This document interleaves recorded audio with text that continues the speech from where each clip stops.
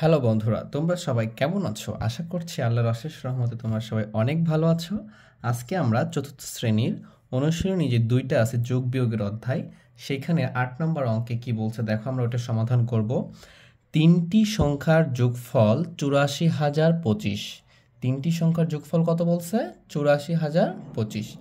তাদের মধ্যে দুইটি সংখ্যা ১২,৪৫০ ও ৩৭,০৬৫ হলে তৃতীয় সংখ্যাটি কত?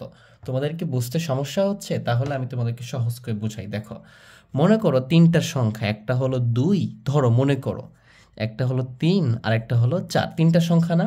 এখন যদি এটা যোগ করো তাহলে কত হবে? দেখো, ৪ আর ৩ ৭ আর ৩ কত হচ্ছে? ৯। এইখানে এই কথাটাই বলছে, এরকম আলাদা আলাদা মানের তিনটা সংখ্যা আছে, ওই তিনটা যোগ করে ৮৪,০০০ হয়েছে। এদের মধ্যে দুইটা সংখ্যা হলো এইটা আর এইটা। মনে করো আমি বললাম যে তিনটি সংখ্যার সমষ্টি ৯, এখানে করছি না আমরা? তাহলে এদের মধ্যে দুইটি সংখ্যা কত? এত। তাহলে অপর সংখ্যা কত? দেখো, ২ আর ৩ কত? ৫। এই ৫ যদি ৯ থেকে বিয়োগ করি তাহলে কত পাবো? ৪ পাবো, মানে তৃতীয় সংখ্যাটা পেয়ে যাব। এরকমভাবে এখানেও তৃতীয় সংখ্যাটা কি করতে বলছে? বের করতে বলছে। তাহলে এইটা বুঝলে আমাদের এটা হয়ে যাবে। দেখো আমরা একটা সমাধান করব কিভাবে, খুবই সহজ অঙ্কগুলো এগুলো। হ্যাঁ, ভালো করে মনোযোগ দিতে হবে। তাহলে তিনটা সংখ্যার যোগফল যেহেতু এইটা, এবং এই যে তিনটা সংখ্যা যোগ করছে এই তিনটার মধ্যে মানে তাদের মধ্যে মানে এই তিনটার মধ্যে দুইটা সংখ্যা দেওয়া আছে। তৃতীয় সংখ্যা কত? তার মানে কি এই দুইটা আমরা যোগ করব, তারপর এখান থেকে বিয়োগ করলে তৃতীয় সংখ্যাটা পেয়ে যাব। তাহলে আমরা কি লিখব? তাহলে আমরা এখানে লিখতে পারি যে দুটি সংখ্যার যোগফল, দুইটি সংখ্যার যোগফল। তাহলে দুইটা সংখ্যার যোগফল আমরা এইভাবে মানে পাশাপাশি রেখেও করতে পারি, খারাপভাবেও করতে পারি, কোনো সমস্যা নেই। তাহলে আমরা যেহেতু খারাপভাবে সহজে আমরা এভাবে করি। দেখো, দুটো সংখ্যা কি আছে? ১২,৪৫০ আর এখানে আছে কত? ৩৭,৮৬৫। এই তো আমরা দুটো সংখ্যা যোগ করে দিচ্ছি, ঠিক আছে? দেখো, যোগ করলে কত আসতেছে? ৫ আর ০ যোগ করলে ৫, ৬ আর ৫ যোগ করলে ১১, ১ হাত থেকে ১, ৮ আর ১ ৯, ৯ আর ৪ কত হবে? ১৩, ৩ হাত থেকে ১, ৭ আর ১ কত হচ্ছে? ৮, ৮ আর ২ ১০ ০ হাত থেকে ১, ৩ আর ১ ৪, ৪ আর ১ কত হচ্ছে? ৫। তাহলে দুইটা সংখ্যা যোগ করে কত হয়েছে? ৫,৫০,৩১৫। এবং এর সাথে আরেকটা সংখ্যা যোগ করলে আমি এটার সংখ্যাটা পেয়েছি। তাহলে ওই সংখ্যাটা কি করব? আমরা এই সংখ্যাটা থেকে যদি যোগফলটা বিয়োগ করি তাহলে তৃতীয় সংখ্যাটি পাবো। তাহলে আমরা লিখতে পারি যে তৃতীয় সংখ্যাটি, অতএব তৃতীয় সংখ্যাটি, এটাও পাশাপাশি বিয়োগ করলেও হবে, খাড়া করে বিয়োগ করলেও হবে। তাহলে তৃতীয় সংখ্যাটি কীভাবে পাবো? ওই যে মোট যে তিনটার যোগফল আছে ৮৪,০২৫, এখান থেকে বিয়োগ করবো এই দুইটার যোগফল ৫০,৩১৫। বিয়োগ করলে কত আসতেছে? ৫এ ৫ মিলে গেলে ০, ১ আছে কয়? ২, ১-এ ২, ৩ আছে কয়? ১০, হাতে ১০, হাত থেকে ১, ১ আছে কয়? ৪, ৩-এ ৪, ঠিক আছে? ৫ আছে কয়? ৮, ৩-এ ৮, ৩৩,৭১০। এই যে বলছিল, দেখো এই যে দুইটা সংখ্যা, তৃতীয় সংখ্যা এইটা, এই তিনটা যোগ করলে এইটা হতো। বুঝতে পারছো? যেমন এখানে তিনটা যোগ করে ৯ হয়েছে, দুইটা সংখ্যা এত হলে এই দুইটা সংখ্যা থেকে ৯ থেকে যদি ৫ বিয়োগ করো তাহলে কত হবে? ৪, মানে তৃতীয় সংখ্যা পাবো। এইভাবে আমরা এটা নির্ণয় করতে পারি। তাহলে আমরা এখানে উত্তর লিখবো যে উত্তর ৩৩,৭১০, তাহলেই হবে, ঠিক আছে? যেহেতু তৃতীয় সংখ্যাটি লিখছি, বড় করে লিখতে পারছি তৃতীয় সংখ্যাটি এত, এটাও লিখতে পারো, কোনো সমস্যা নাই। তাহলে আমরা পরেরটা করে দেখি, চলো। এখানে বলতেছে, দেখো একটু বড় লাগলেও অঙ্কটা অত বেশি কঠিন না, ভালো করে মনোযোগ দাও তাহলে তোমরা বুঝতে পারবা।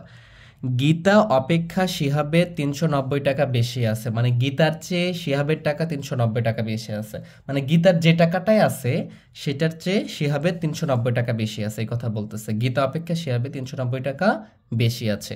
শিমুল অপেক্ষা গীতার ৪৭০ টাকা কম আছে, এবং গীতার যে টাকাটা আছে সেটা শিমুল কি আছে? শিমুল অপেক্ষা গীতার ৪৭০ টাকা আবার কম আছে। শিমুলের কাছে আছে ৮৯০ টাকা। তাহলে মোল টাকাটা কার আছে? শিমুলের কাছে আছে। তাহলে এখান থেকে আমাকে ক্যালকুলেশন নিয়ে আসতে হবে। এখন শেষে চাইছে কার? গীতা ও শিহাবের কত টাকা আছে। যেহেতু শিমুলের কাছে আছে ৮৯০ টাকা, এটা বলে দিচ্ছে। আর বাকি দুটো দেখো, শিমুলের কাছে আছে ৮৯০ টাকা, তার আগে কি বলছে? শিমুলের অপেক্ষা গীতার ৪৭০ টাকা কম আছে। তাহলে শিমুলেরটা থেকে যদি আমি ৪৭০ টাকা বাদ দিই তাহলে তো গীতার টাকা পেয়ে যাবো, কারণ বলছে কি শিমুল অপেক্ষা গীতার ৪৭০ টাকা কম আছে। বুঝতে পারছো? তাহলে আমরা কি লিখবো এখানে? তাহলে এখানে আমরা সমাধান শুরু করি। সমাধান কোথা থেকে করব? দেখো, এই দুইটাই কিন্তু কন্ডিশন দিয়ে দিচ্ছে, এটার একটা কন্ডিশন আছে, এটারও কন্ডিশন আছে, কিন্তু এখানে কোনো কন্ডিশন নাই, ডিরেক্টলি দিয়ে রাখছে যে শিমুলের কাছে আছে 890 টাকা। তাহলে আমরা লিখবো এখানে যে শিমুলের কাছে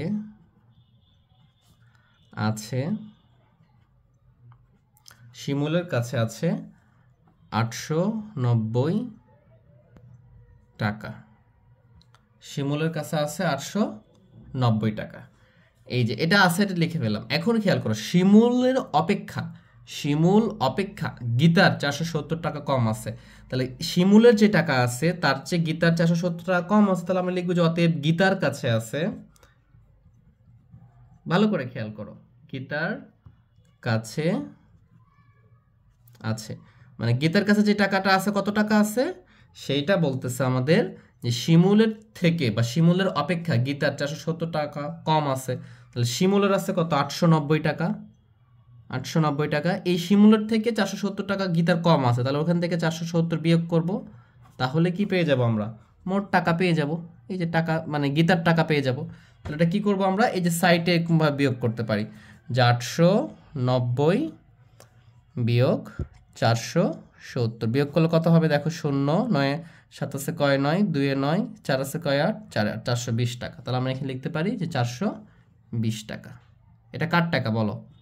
গীতার টাকা। এখানে বলছে গীতার কত টাকা আছে, তাহলে গীতার কাছে আছে 420 টাকা। একটা উত্তর পেয়ে গেছি আমরা।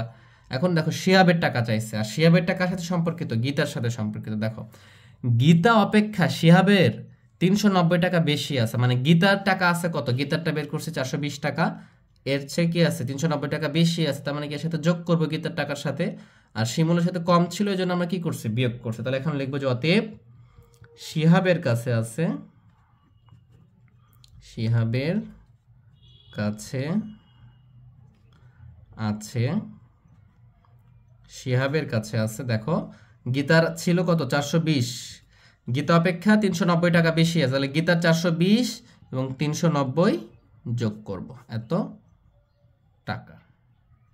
এখানে আমরা যোগ করে দেখাতে পারি যে 420 যোগ 390। পরীক্ষাও তোমরা এভাবে করতে পারো, কোনো সমস্যা নাই। হ্যাঁ, যোগ করো 0 9 আর 2 11, 1 হাত থেকে 1 4, 4 আর 4 কত হবে? 8, 810 টাকা। তাহলে এখানে লিখবো আমরা 810 টাকা।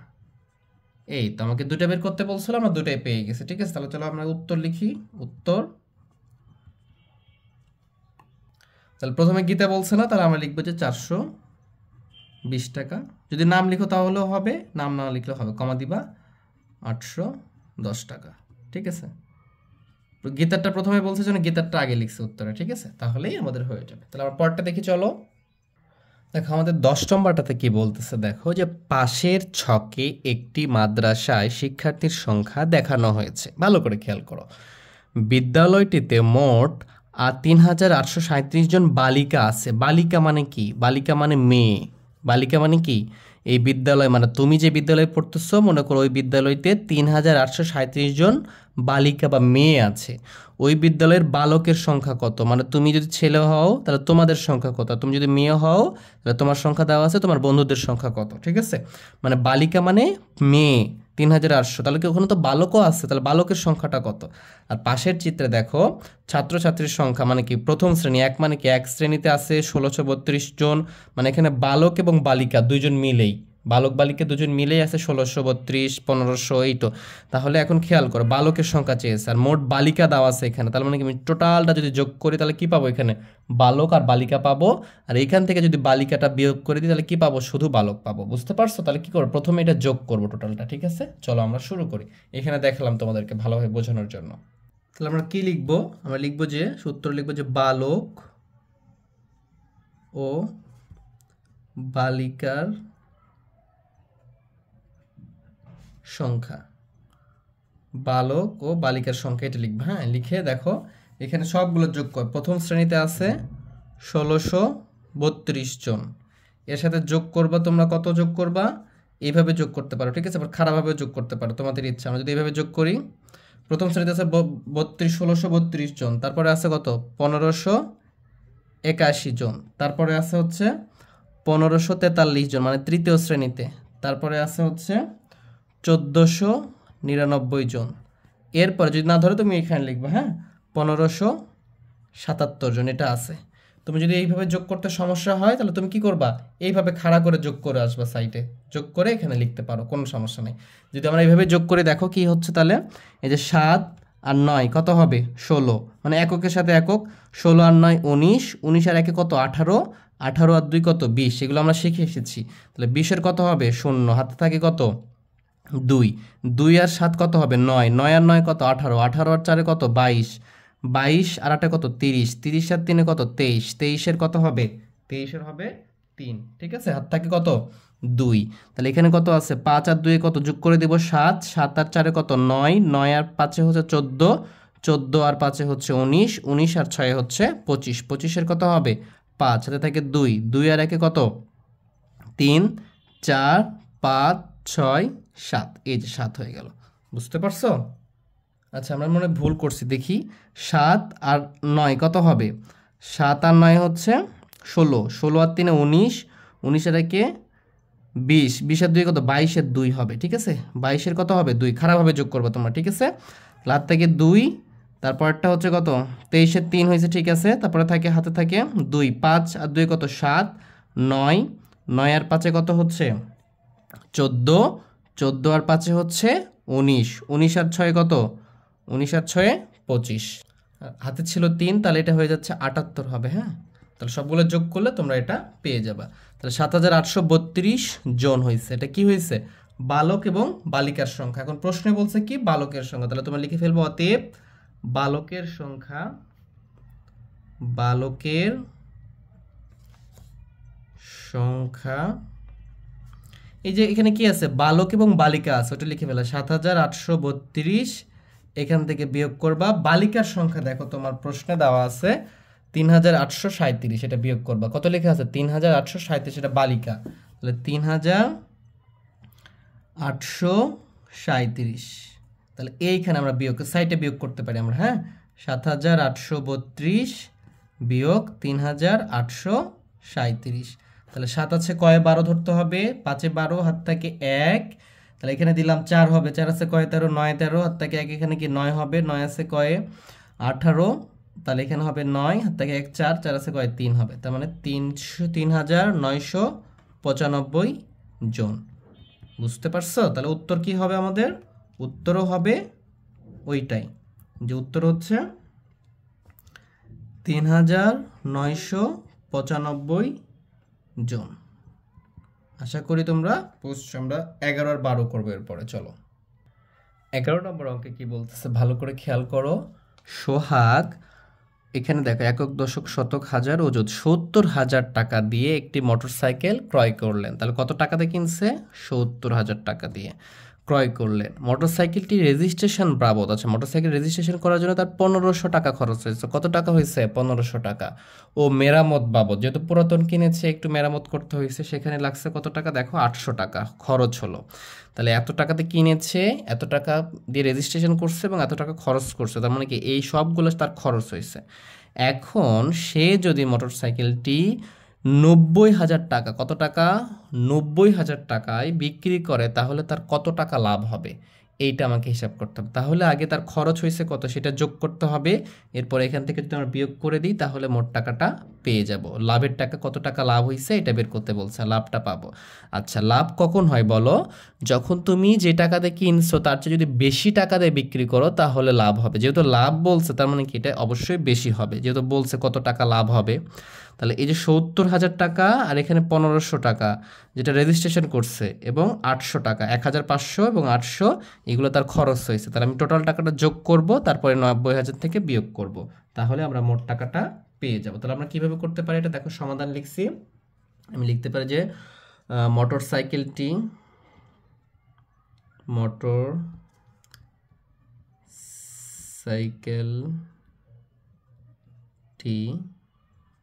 সাইকেলটি ক্রয় করতে লাগবে, দেখো ক্রয় করতে কত টাকা লাগবে, 70,000 টাকা। তাহলে লিখে ফেললাম 70,000 টাকা। এরপরে দেখো কি বলছে, এরপরে আমাদেরকে বলতেছে যে রেজিস্ট্রেশন বাবদ খরচ 1500 টাকা। তাহলে লিখি যে রেজিস্ট্রেশন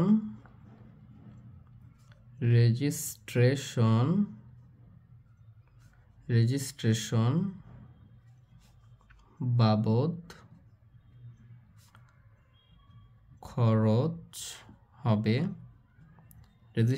খরচ হবে কত? 1500। তাহলে আমরা এই যে এককের ঘরগুলোতে ভালোভাবে বসিয়ে দিব 1500 টাকা। আর কি খরচ হবে দেখো, মেরামত বাবদ খরচ। তাহলে আমরা লিখতে পারি যে মেরামত বাবদ খরচ হবে কত টাকা হয়েছে? মেরামত বাবদ খরচ হবে বা হয়, ঠিক আছে, হয় লিখলে হবে, খরচ হয়, ঠিক আছে, এখানে হয় লিখতে পারি আমরা। রেজিস্ট্রেশন বাবদ খরচ হয়, মেরামত বাবদ খরচ হয় কত টাকা? 800 টাকা। তাহলে দেখো এই যে আমরা এটা করলাম, তাহলে মোট খরচ হবে, অতএব মোট খরচ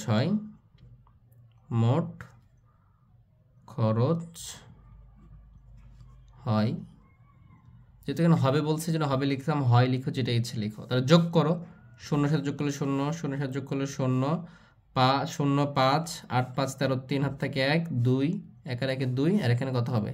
7, মানে 72,300 টাকা মোট খরচ হয়, ঠিক আছে। তাহলে এখন বলছে লাভ কত হবে বলো, বলছে কি লাভ। তাহলে দেখো সে 90,000 টাকাতে বিক্রি করছে আর এত টাকাতে সে কিনছে, তাহলে লাভ হবে কি? 90,000 থেকে এটা যদি আমি বিয়োগ করি তাহলে কি পাবো আমরা? এখান থেকে লাভ পাবো। তাহলে আমরা লিখবো যে অতএব লাভ হবে, এখানে লিখতে পারি যে 90,000 বিয়োগ 72,300। বিয়োগ করলে কত হবে? এখানে তোমরা সাইডে বিয়োগ করতে পারো অথবা বিয়োগ না করলেও হবে। হ্যাঁ, 90,000, এখানে কত? 72,300। বিয়োগ করলে কত আসছে দেখো, 0 সাথে বিয়োগ করলে 0, এখানে কত আসছে? 0। আচ্ছা, এরপরে 3 আছে কয়? 10, 7 10, 7 থেকে 1 3, 3 আছে কয়? 10, 7 10, 7 থেকে 1 8, তাহলে কত হচ্ছে এখানে? 1। তাহলে আমরা এখানে পেয়ে যাচ্ছি 17,700। এটা টাকা লিখো, এখানেও টাকা লিখো, 17,700 টাকা। জাস্ট এভাবে বিয়োগ করে দিবা, বুঝতে পারছো? এরপরে উত্তরে এটা লিখে দিবা, তাহলে আমাদের অ্যান্সারটা হয়ে যাবে। তো চলো আমরা শেষে 12 নম্বর অঙ্কটা করব। আশা করি বিষয়টা তোমরা বুঝতে পারছো। এটা কিন্তু সহজেও করা যেত। হ্যাঁ, তুমি যদি মনে করো যে মোট খরচ হয় লিখে যদি তুমি পাশাপাশি এগুলো সব যোগ করবা তাহলে কিন্তু হয়ে যাবে। এটা এত কিছু না লিখলেও চলবে। তোমার টিচাররা যেভাবে বলবে সেইভাবে কাজ করতে হবে। স্কুলের টিচারকে প্রায়োরিটি দিতে হবে, তারা যেটা ভালো মনে করে। কিন্তু এইভাবে করলে কেউ কিছু বলতে পারবে না, 100% রাইট হবে।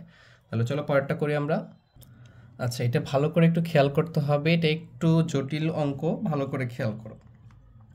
একটি পার্কে একটি বট গাছ ও একটি পাইন গাছ আছে। একটা বট গাছ, একটা পাইন গাছ। আমরা জানি বট গাছ এবং পাইন গাছগুলো কি হয়? অনেক বড় বড় হয়, ঠিক আছে। তাহলে এখানেও অনেক বড় একটা বট গাছ এবং একটা পাইন গাছ আছে। তো 150 বছর, কত বছর? 150 বছর পূর্বে গাছ দুটি বয়সের যোগফল ছিল 2961 বছর। কত বছর পূর্বে? 150 বছর পূর্বে ছিল এটা, বুঝতে পারছো? মানে এখনকার কিন্তু বর্তমান বয়স না এটা। এই 2961 বছর দুইটা গাছের যোগফল ছিল 150 বছর পূর্বে। 150 বছর পূর্বে তাদের বয়সের যোগফল ছিল এত। যদি এখন মনে করি যে বর্তমান, তাহলে বয়সের যোগফল কত তাহলে হবে? তাহলে এই যে 150 এবং আরেকটা গাছের 150, মানে দুইটা 350 যোগ করলে বর্তমানটা পাবো আমরা। আচ্ছা, বর্তমান পাইন গাছের বয়স দেওয়া আছে, সেটা হচ্ছে 1432। তাহলে 200 বছর পরে বট গাছের বয়স কত হবে সেটা বের করতে হবে। তাহলে আমরা চলো এটা সমাধান শুরু করি। তাহলে কীভাবে সমাধান করতে পারি এটা আমরা দেখো। আচ্ছা, তাহলে বর্তমান পাইন গাছের বয়স দেওয়া আছে না এটা, তাহলে এইখানে যে দুটা বছর দেওয়া আছে, আমি বর্তমান পাইন গাছটি থেকে 150 বছর পূর্বের পাইন গাছের বয়সটা বের করে নিই, তাহলে আমরা কি পাবো এখান থেকে? এখান থেকে তখন বিয়োগ করতে পারবো বিষয়টা, ঠিক আছে। মানে এই যে যেহেতু 150 বছর পূর্বে এখানে কি আছে? বট গাছ আছে আর পাইন গাছের বয়স আছে। যেহেতু বর্তমানে পাইন গাছের বয়স 1432, তাহলে 150 দিয়ে বিয়োগ করে কি করব? পাইন গাছের বয়স 150 বছর পূর্বে নিয়ে যাব, তখন এখান থেকে বিয়োগ করলে আমরা বট গাছের বয়সটা পাবো, ঠিক আছে। কারণ এটা কি দেওয়া আছে? এটা বর্তমান বয়স দেওয়া নাই, এটা 150 বছর পূর্বে গাছটির বয়সের যোগফল দেওয়া আছে। ভালো করে খেয়াল করতে হবে বিষয়টা, হ্যাঁ। আর এই পাইন গাছের বয়স দেওয়া আছে বর্তমান, তাহলে এটাকে কি করবো? 150 বছর পূর্বে নিয়ে যাব। তো আমরা এখানে লিখবো এভাবে যে বর্তমান পাইন গাছটির বয়স 1432 বছর। তাহলে 150 বছর পূর্বে কত ছিল? তাহলে আমি লিখব যে 150 বছর পূর্বে পাইন গাছের বয়স ছিল আচ্ছা, তোমার বয়স মনে করো 20 বছর, তাহলে 10 বছর পূর্বে কত ছিল? 10 বিয়োগ করতে হবে, তাহলে 150 বছর পূর্বে মানে কি এটা বিয়োগ করবে 150, 1432 বিয়োগ কত 150 বছর। বুঝতে পারছো? যদি বিয়োগ করে তাহলে কত আসতেছে দেখো, এখান থেকে বিয়োগ করলে এই দেখো এটা নিচে আছে এটা উপরে, তাহলে 2 নেমে আসবে 0 থেকে, 5 আছে কয় 13, 8 এ 13, হাত থেকে 1 2, 2 আছে কয় 4 2, আর এখানে কত হবে 182 বছর। তাহলে দেখো 50 বছর পূর্বে কত ছিল? 182 বছর। আর 50 বছর পূর্বে দুটা গাছের বয়স ছিল 2961 বছর। তাহলে এখান থেকে যদি পাইন গাছের বয়সটা যদি এখান থেকে আমি বিয়োগ করে দিই, তাহলে কার বয়সটা থাকবে? বট গাছের বয়স থাকবে। ঠিক আছে, তাহলে আমরা এখন এখান থেকে পাবো যে 150 বছর পূর্বে বট গাছের বয়স ছিল তোমরা এই বিয়োগগুলো খাড়া করে করতে পারো। হ্যাঁ, দেখো কত ছিল, দুইটা গাছের বয়স ছিল এটা যে 2961 বছর, তার মধ্যে 150 বছর পাইন গাছের বয়স ছিল কত? 1282 বছর। এটা বিয়োগ করে দিব, তাহলে এখানে বট আছে আর পাইন আছে, পাইনটা বিয়োগ করে দিলে কি পাইন মাইনাস হয়ে যাবে, তার থাকবে কি বট থাকবে এত বছর। তাহলে এখান থেকে যদি বিয়োগ করে দেখো 2 আছে কয় 1 মানে 11 ধরতে হবে, তাহলে কি 9 1, অ্যাকচুয়ালি তোমরা বিয়োগ করবে, বিয়োগ করলে আসবে যে 1669 বছর। বুঝতে পারছো? তাহলে এখন খেয়াল করো, এই বট গাছের বয়সটা কত? 150 বছর পূর্বে, তাহলে বর্তমান বয়স কত? 150টা যোগ করতে হবে, এরপরে চাইছে 200 বছর পরে কত হবে, তারপরে আবার 200 যোগ করতে হবে। ঠিক আছে, এভাবে করলে আমাদের এটা হয়ে যাবে। তাহলে আমরা কি লিখব যে বর্তমান বট গাছের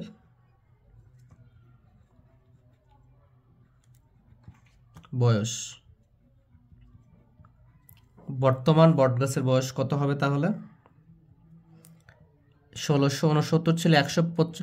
আচ্ছা, তোমার বয়স এখন 10, মনে করো যে তুমি 5 বছর আগে কত ছিল? 5 বছর ছিলে, 5 বছর পরে কত হবে? তাহলে 5 যোগ করতে হবে, তার মানে কি 150 বছর পূর্বে এটা ছিল, তাহলে বর্তমান কি 150 বছর যোগ হবে না, বয়স 150 বছর বেড়ে যাবে, তাহলে 150 বছর। বুঝতে পারছো?